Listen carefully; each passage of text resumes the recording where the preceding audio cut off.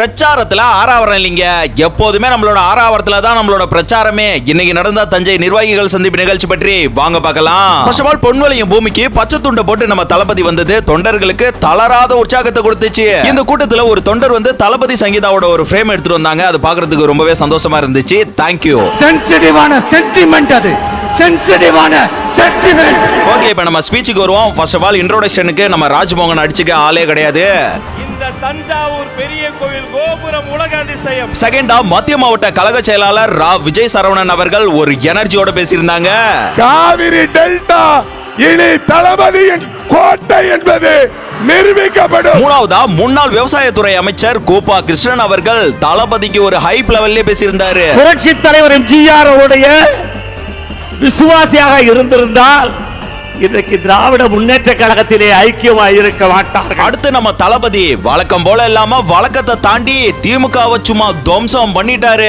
சின்ன பசங்களா சொல்ல ஆரம்பிச்சிட்டாங்க, ஓம் சக்தி பராசக்தி, திமுக ஒரு தீய சக்தி. இந்த ஐபிஎல் மேட்ச்ல சிஎஸ்கே தான் அப்படின்னு ஒரு ஹிண்டும் கொடுத்திருக்காரு. கிரிக்கெட்ல கூட தமிழ்நாட்டு அணியை டெல்லி அணியால தொட்டு கூட பார்க்க முடியாது. கிரிக்கெட்லயும் விசில போடுறது தமிழ்நாடு தான். சிஎஸ்கே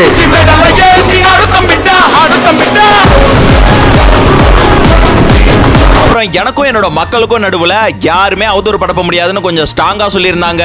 இது சும்மா ஒரு எலெக்ஷனுக்கு வந்த உறவு அப்படின்னு நினைச்சிடாதீங்க, இது இயற்கையாகவே அமைஞ்ச உறவு. மத்தவங்களுக்கு வேணா இது வெறும் எலெக்ஷன், ஆனா எனக்கும் என்னோட மக்களுக்கும் இது ஒரு எமோஷன் சொல்லியிருந்தாரு. அடுத்து இந்த விஜய்க்கு வாய்ப்பு தருவீங்களா, இந்த விஜய நம்புறீங்களான்னு தளபதி கேக்குறப்ப அங்க விசில் சத்தம் சும்மா காதை பொளந்துருச்சு.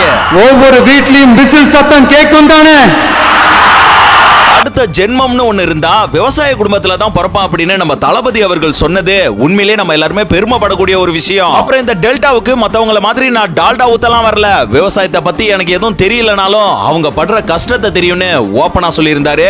தளபதிக்கு விவசாயம் மேல ஒரு ஈர்ப்பு வர்றதுக்கான காரணமே கத்தி திரைப்படம் தான். அதே போல கட்சி ஆரம்பிச்ச முதல் பயணமே நம்ம பரந்தூர் விவசாய மக்களுக்கான பயணம் தான். தீர்க்க முடியாத ஒரு பிரச்சனை தான் இந்த விவசாய பிரச்சனை, அது நம்மளோட ஆட்சியில தீர்க்கப்படும் அப்படின்னு நம்ம தளபதி அவர்கள் சொல்லியிருக்காரு. தளபதி சொல்றத தான் செய்வாரு, செய்யறத தான் சொல்வாரு.